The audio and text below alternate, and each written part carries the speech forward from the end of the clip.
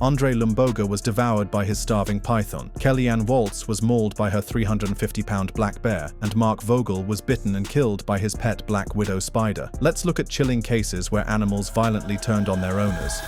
Andre Lumboga and his starved python. Andre Lumboga, like many exotic pet enthusiasts, believed he could tame one of nature's most efficient predators, a large constrictor snake. The incident was directly tied to Andre Lumboga's improper care of the snake. For weeks, possibly months, Andre had failed in the most fundamental responsibility of pet ownership, feeding his snake. Whether this starvation was intentional cruelty or simply devastating negligence, the result remained the same: a desperate, hungry predator growing increasingly aggressive as its survival instincts kicked into overdrive. Large constrictors like pythons and boas are magnificent creatures, but they require consistent, proper care to remain manageable. These snakes typically require regular feeding of rodents or other small animals and secure enclosures to prevent such behavior. Andre's failure to meet even these basic requirements created a powder keg situation in his own home. The attack, when it finally came, was as predictable as it was horrific. Andre Lumboga was killed and eaten by his pet snake, which had been starved for an extended period and exhibited aggressive behavior due to its hunger. The snake's predatory instincts, honed by millions of years of evolution, took over completely. In its starved state, Andre was no longer seen as a caregiver or owner. He had become prey. The investigation revealed the tragic irony of the situation. The starvation led the snake to attack and consume its owner, an act consistent with the predatory instincts of large constrictors like pythons or boas when deprived of food. Andre's own neglect had essentially programmed his pet to see him as a meal rather than a master. Unlike Lumboga, the next victim wasn't neglecting their pet, they were caring for it. But that act of kindness would be the very thing that cost them their life. Kellyanne Waltz and Teddy the black bear. Kellyanne Waltz, a 37-year-old woman with a deep love for animals, had raised a black bear cub named Teddy from infancy. But on October 4, 2009, the illusion of domestic tranquility with a wild predator would be shattered in the most violent way possible. Kellyanne Waltz was mauled to death by her 350-pound pet, black bear, named Teddy, while cleaning its cage. The scene was one of brutal chaos as Teddy, the bear she had bottle-fed and nurtured for years, turned on her with the savage instincts that no amount of human care could ever truly suppress. The tragic irony of Kelly's situation lay in the false sense of security her years of care had created. Waltz had raised Teddy from a cub, fostering a false sense of security. This dangerous misconception that a hand-raised wild animal is somehow domesticated would prove fatal. When she entered the cage without properly securing the massive predator, she unknowingly signed her own death warrant. The attack was swift and merciless. She entered the cage without securing the bear, and it attacked her. The sounds of the mauling were so horrific that they alerted neighbors, one of whom made a desperate attempt to save Kelly's life. A neighbor, hearing screams, shot and killed the bear to stop the attack, but Waltz could not be saved. The investigation into this tragedy revealed a disturbing pattern of regulatory violations that should have prevented this incident entirely. The Waltz family kept Teddy in a backyard cage, an environment unsuitable for a wild animal like a black bear, which can grow large and unpredictable. Even more damning was the discovery that the family's failure to maintain a valid exotic animal license violated Pennsylvania regulations, indicating negligence. Just like the Waltz family, the relatives of our next victim can't point fingers at strangers because their own choices paved the road to tragedy. The Hare family and Gypsy, the Burmese python. In July 2009, Cheyenne Hare was strangled to death by Gypsy, an 8.5-foot albino Burmese python owned by her mother, Jaren Hare, and her boyfriend, Charles Darnell, in Oxford, Florida. The image of this innocent child, sleeping peacefully in her crib, being attacked by a serpent that should never have had access to her living space, represents one of the most preventable tragedies in exotic pet ownership history. The snake itself was a victim of the adult's negligence as much as little Cheyenne was. The python, which weighed only 13.2 pounds, was significantly underweight for its size, indicating severe malnutrition that likely heightened its desperation and predatory instincts. This wasn't just poor pet care, it was systematic neglect that created a ticking time bomb in a home with a vulnerable child. The security measures for containing this powerful predator were laughably inadequate and criminally negligent. The snake escaped its aquarium, which was secured only with a quilt.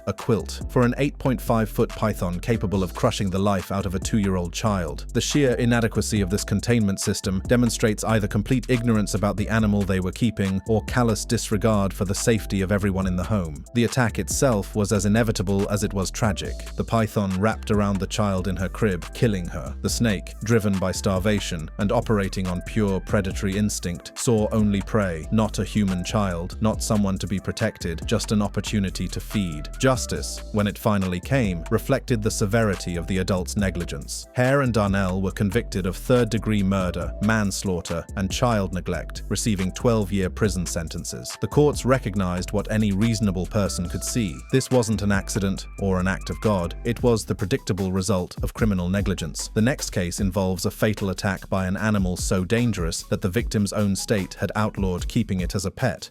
Gerald Rushton and his red stag deer. In 2010, Gerald Rushton was gored and trampled to death by a 500-pound red stag deer he kept as a pet in his backyard in Texas. The sheer size and power of this animal should have been warning enough. But Gerald, like so many before him, believed that human will could overcome millions of years of evolutionary programming. Red stag deer aren't just large, they're specifically adapted for combat. These majestic creatures, native to the forests and mountains of Europe, possess antlers that can span several feet and serve as both weapons and symbols of dominance. Red stag deer are illegal to keep as pets in Texas due to their size, strength, and unpredictable behavior, especially during mating season when males become aggressive. Texas law recognized what Gerald apparently did not. These animals are fundamentally unsuitable for private ownership. The attack, when it came, demonstrated exactly why these regulations exist. During rutting season, male red stags transform from relatively docile herbivores into territorial fighting machines, driven by hormones and instincts that no amount of human interaction can suppress. The combination of sharp antlers, massive body weight, and aggressive territorial behavior created a perfect storm of violence in Gerald's backyard. Gerald's fundamental error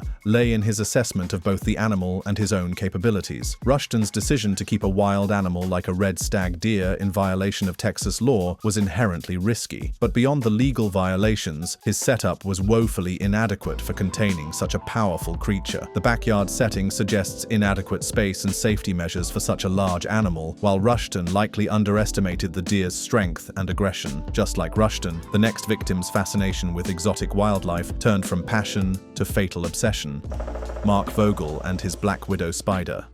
The discovery of Mark's body read like something from a horror novel rather than a news report. Mark Vogel was bitten and killed by his pet black widow spider, but this wasn't simply a case of a venomous bite. It was the beginning of a gruesome aftermath that revealed the extent of his dangerous lifestyle. Mark's apartment wasn't just a home, it was a poorly managed menagerie of deadly creatures. Vogel kept a collection of exotic animals, including spiders, lizards, and snakes, in his apartment. The sheer variety and danger level of his collection demonstrated either a profound fascination with deadly creatures or a complete disconnect from the reality of the risks he was taking. The aftermath of Mark's death was perhaps even more horrifying than the initial attack. After his death, his body was partially consumed by his neglected animals, which had been left without food following the fatal bite. When authorities finally discovered him, his body was covered in spiderwebs and surrounded by escaped animals, highlighting the extent of his hoarding and neglect. The black widow spider that killed Mark is one of nature's most efficient killers. These spiders possess neurotoxic venom that can be fatal to humans, especially when medical treatment is delayed or unavailable. In Mark's isolated lifestyle, a bite from his pet black widow meant certain death. There was no one to call for help, no one to provide emergency treatment, no one to even discover his body until it was far too late. Mark's lifestyle as a recluse amplified every risk factor associated with keeping dangerous animals. Vogel's lifestyle as a recluse and his hoarding of dangerous animals in a confined space created a hazardous environment. The combination of isolation, poor animal care, and inadequate safety measures created perfect conditions for disaster. The next victim treated his animal like family, more like a son than a pet, but that bond couldn't stop the fatal betrayal.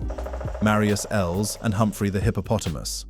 In 2005, Marius Els rescued a 5-month-old hippopotamus from a flood in the Free State Province. He named the hippo Humphrey and began what he believed would be a beautiful relationship between man and beast. Els treated it as a pet and described it as like a son, developing an emotional bond that would prove tragically misguided. For years, Els lived in what seemed like harmony with his massive pet. He built a special lake for Humphrey and was often seen riding on the hippo's back, feeding it apples and brushing its its teeth, as documented in viral videos. These images of man and hippo together became internet sensations, showing what appeared to be an impossible dream realized: the taming of one of Africa's most dangerous animals. Else's confidence in his relationship with Humphrey was absolute and ultimately fatal. Despite mounting evidence that his pet was becoming increasingly dangerous, Else insisted Humphrey was tame, stating, "I trust him with my heart that he will not harm anybody." This declaration would prove to be his final, tragic miscalculation. The warning signs were there for anyone willing to see them. Humphrey had previously shown aggression, killing calves on Else's farm, chasing golfers, and attacking canoeists who were saved when Els lured Humphrey away with an apple. Each incident should have been a wake-up call, but Else's emotional attachment to the animal blinded him to the mounting danger. The attack, when it finally came, was as brutal as it was predictable. On November 12, 2011, Humphrey, then 6 years old and weighing over 2,600 lbs, attacked Els on the banks of the Val River. The violence was extreme and methodical. Humphrey bit Els multiple times, dragged him into the water, and left his mutilated body submerged. Paramedics found Els with severe bite wounds, and he was declared dead at the scene. The next entry involves a trained specialist, yet even her expertise couldn't protect her from the animal she knew so well: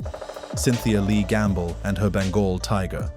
On August 28, 2001, Cynthia Lee Gamble, a 52-year-old animal enthusiast, was found dead near the cage of her 500-pound Bengal tiger at her Center for Endangered Cats. The irony was as tragic as it was predictable. A woman who dedicated her life to protecting these magnificent creatures became their victim through her own inadequate safety protocols. Cynthia's facility was more than just a home for exotic animals. It was a collection of nature's most efficient killers. Gamble cared for multiple tigers and other exotic animals, including lions and cheetahs. The sheer firepower of predatory capability housed in one location would have challenged even the most professional facilities, yet Cynthia operated with safety measures that proved fatally inadequate. The attack occurred during what should have been a routine interaction, the kind of daily activity that exotic animal facilities perform thousands of times without incident. She was mauled by the tiger, likely while feeding or interacting with it, and her body was discovered by a friend. The Bengal tiger, following instincts honed by millions of years of evolution, saw opportunity and acted with the swift, lethal efficiency that makes these animals apex predators. The warning signs had been present for years before Cynthia's death. The facility had prior issues, including a 1997 incident where a tiger bit a volunteer's arm, and citations from the Minnesota Department of Natural Resources for inadequate fencing and sanitation. These violations weren't minor infractions. They were fundamental safety failures that created conditions where tragedy was inevitable. Cynthia's passion for exotic animals led her to operate a facility without adequate safety protocols. Her history of regulatory violations and lack of robust safeguards for handling apex predators like tigers contributed to the fatal attack, highlighting the risks of private exotic animal ownership even when driven by seemingly noble conservation motives. The next victim's animal was a birthday gift from her husband, but sentimentality didn't save her from what came next: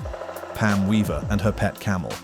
On October 12, 2010, Pam Weaver, a 60-year-old from Wichita, Kansas, was killed by her pet camel, a 150-kilo male, given as a birthday gift by her husband. The image of a birthday gift turning into a killer reads like dark satire, but the reality was far more complex and tragic than any fiction could capture. This wasn't a case of sudden, unpredictable aggression. The camel had been displaying warning signs that should have prompted immediate action. The camel, known for erratic behavior, had chased Weaver's pet goats and knocked her down previously. These incidents weren't isolated quirks of personality, they were clear indicators of an animal that was unpredictable, aggressive, and potentially dangerous. The final attack was both brutal and deeply disturbing in its nature. During the incident, Weaver was in the camel's pen when it knocked her down and attempted to mate with her, causing suffocation. This wasn't predatory behavior or territorial aggression, it was sexual behavior from a powerful animal that couldn't distinguish between appropriate and inappropriate targets, making it perhaps even more tragic than a straightforward attack. The discovery of Pam's body painted a grim picture of those final moments. A farm worker found her unresponsive, and she was pronounced dead at the scene. The speed with which the situation deteriorated from routine animal interaction to fatal attack underscores just how quickly exotic pet situations can spiral out of control. Law enforcement's investigation revealed a pattern that made the tragedy even more preventable. The Sedgwick County Sheriff's Office confirmed the camel's aggressive history, and it was euthanized. The fact that authorities were already aware of the animal's behavioral problems raises serious questions about why more decisive action hadn't been taken earlier. This victim didn't fall to a single animal. They were taken down in a chillingly coordinated assault by their own pack. Sandra L. Piovesan and her wolf dog pack.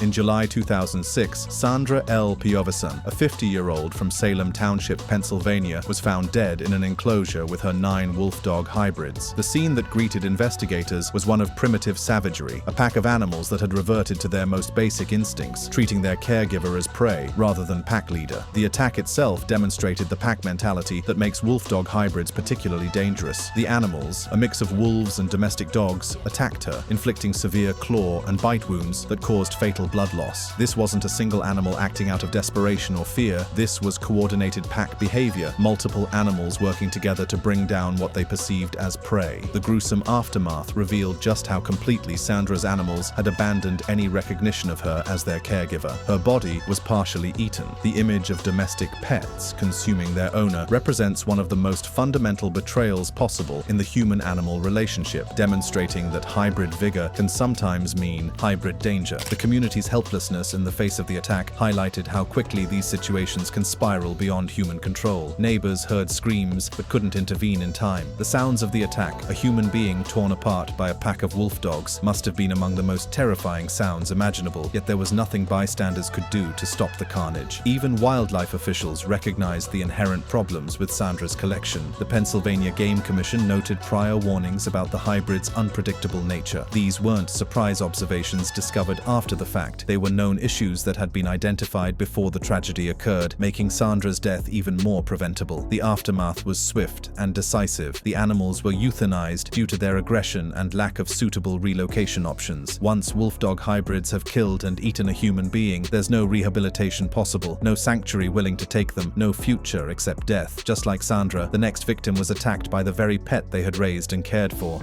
Brenda Guerrero and Scarface the Pitbull.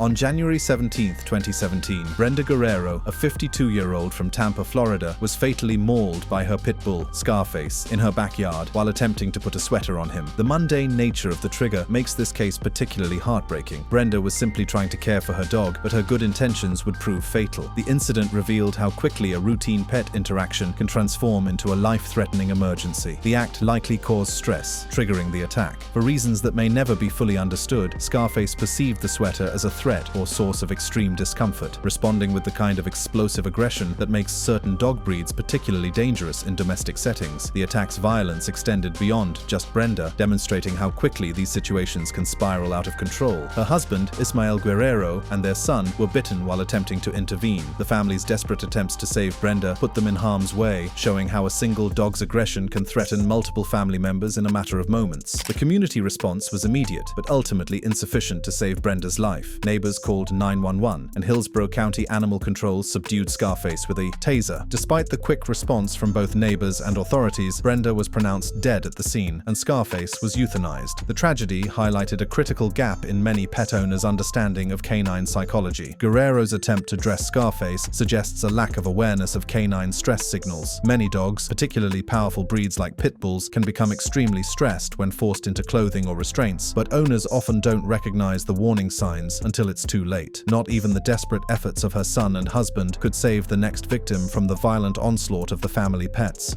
Susan Shaw and 2 family pit bulls.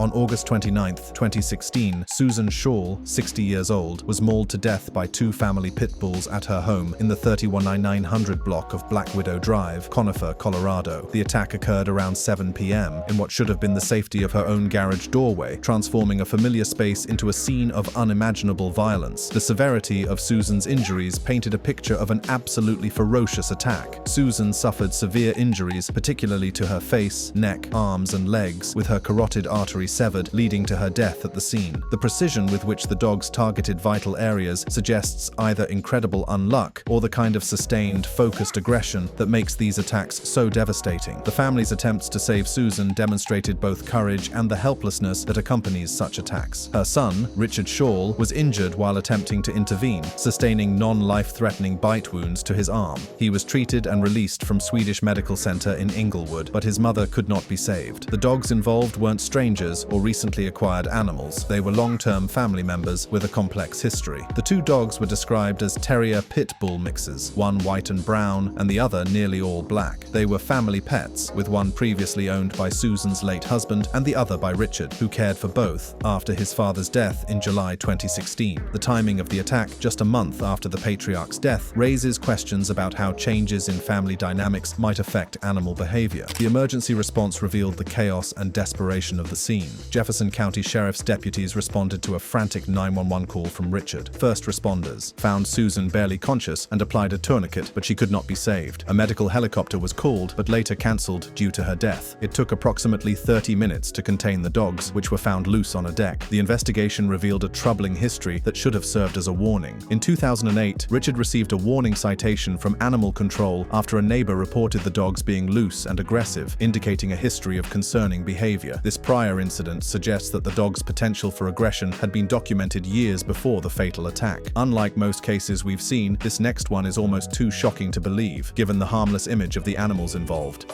Janet Veal and her cats. Janet Veal, 56 years old, was found dead in her home in Ringwood, Hampshire, UK in 2013. Her body was partially eaten by her pet cats after her death. This wasn't a case of feline aggression toward a living human, but rather a stark demonstration of what happens when domestic animals are left without care and face starvation. The circumstances of Janet's death were natural, but the aftermath was anything but normal. Janet's death was not caused by the cats. She died of natural causes, likely a heart condition, though the exact cause was not specified. After her death, her numerous cats, left without food or care, resorted to scavenging her body. The discovery painted a gruesome picture of survival instincts overriding any loyalty or affection the cats might have felt toward their owner. The scene that greeted investigators was one of macabre desperation. The scene was described as gruesome, with police discovering her remains in a state of partial consumption. The cats, driven by hunger and operating on pure survival instinct, had done what desperate animals do. They had fed on the only available source of sustenance. Janet's lifestyle contributed significantly to the tragic aftermath of her death. Janet owned multiple cats, which were described as hungry and neglected following her death. The sheer number of cats suggests possible hoarding tendencies, which often correlate with inadequate care even when the owner is alive. The isolation factor played a crucial role in allowing this situation to develop unchecked. Janet's death left her cats without care, likely for days or weeks, leading to extreme hunger and scavenging behavior. No one checked on the animals, leaving them in a desperate state, highlighting the importance of having emergency care arrangements for pets. This next case may be the most heartbreaking of all because the victim never stood a chance. Mia Riley and two Rottweilers.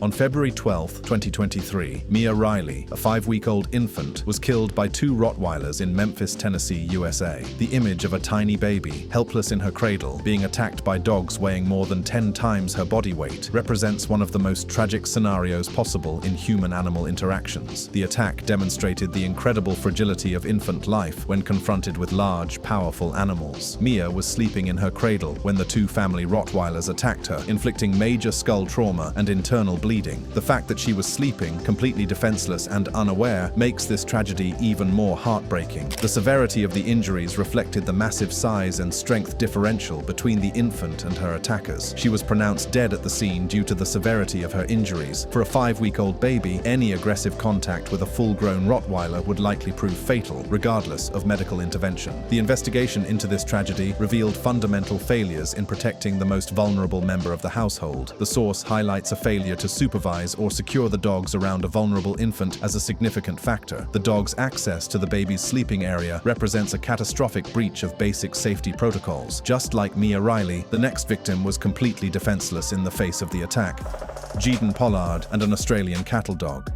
In 2020, Jeden Pollard, a 2-year-old boy, was killed by the family's Australian cattle dog in Muswell Brook, New South Wales, Australia. The attack represented a particularly tragic example of how working dog instincts can translate into dangerous behavior when not properly channeled and controlled. The attack itself demonstrated how quickly routine family life can transform into tragedy when powerful animals are involved. Jeden was attacked by the family's cattle dog, suffering fatal injuries, likely to the head or neck. He was rushed to a hospital but succumbed to his injuries. Despite Despite what was presumably immediate medical attention, the injuries proved too severe for a toddler's fragile body to survive. Australian cattle dogs present unique challenges as family pets due to their breeding and instincts. The dog was an Australian cattle dog, a breed known for its herding instincts and high energy. These dogs were specifically bred to control large, powerful livestock through nipping, chasing, and physical intimidation, behaviors that can prove deadly when directed towards small children. The incident highlighted critical gaps in understanding working breed behavior in family settings. The source suggests that a lack of supervision or training likely allowed the dog to attack the child. Australian cattle dogs are intelligent and energetic, but can be nippy or aggressive if not properly trained, especially around fast-moving children who may trigger their herding instincts. The tragedy occurred in what should have been a safe, familiar environment. The incident likely occurred in a home or yard setting, indicating the dog was not adequately secured or monitored around the toddler. This suggests that the family may not have fully understood the risks posed by their working breed dog around their young child. At the same age as Pollard, the next victim was another innocent with no means to fight back. Talon Peters and a bull Arab. In 2021, Talon Peters, a 2-year-old boy, was mauled to death by the family's bull Arab pig hunting dog in Maxville, New South Wales, Australia. The breed name itself, bull Arab, suggests the power and aggression that these dogs were specifically developed to possess for hunting some of Australia's most dangerous wild game. The attack on Talon was devastating in its intensity and surgical precision. Talon was attacked by the dog, sustaining severe injuries that led to internal bleeding. He underwent emergency surgery, but died from his injuries. The fact that emergency surgery couldn't save him speaks to the incredible damage that a large hunting dog can inflict on a small child's body. Bull Arabs represent one of the most dangerous dog breeds to keep in family settings due to their specific breeding purpose. The bull Arab is a large, powerful breed developed in Australia for pig hunting, known for its strength and prey drive. These dogs were created to hunt wild boars, animals that can weigh hundreds of pounds and possess deadly tusks. A dog bred for such work inevitably carries that capacity for violence into domestic settings. The attack environment suggests inadequate containment and supervision protocols. The attack occurred in a family setting, likely at home or in a yard. The fact that a toddler could be alone with such a powerful hunting dog represents a fundamental failure in understanding the risks posed by the animal. The tragedy highlighted the inappropriate nature of keeping hunting breeds as family pets. The source notes that keeping a dog bred for hunting without proper control around a child was a significant factor. Bull Arabs are not typically family pets due to their high prey drive and strength, making them unsuitable for households with young children without rigorous training and containment. Like this video, click on the card showing on your screen for more.